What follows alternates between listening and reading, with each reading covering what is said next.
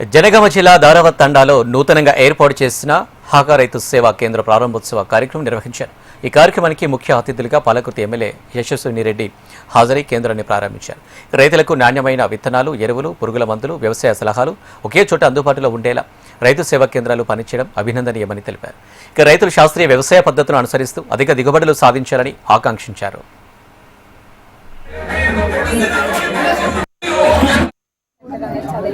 రైతులకి ముఖ్యంగా అందులో ఇది సీజన్ కూడా కాబట్టి ఏదైనా కానీ రైతులకి మన ప్రభుత్వం కూడా రైతు పక్షపాత ప్రభుత్వం మననే 8 ఎకరాల దాకా కూడా అందరికీ డబ్బులు పడ్డాయి. ఇంకా ఈ సెంటర్ వాళ్ళకు కూడా హార్దిక్ కంగ్రాచులేషన్స్ తెలియజేస్తాం.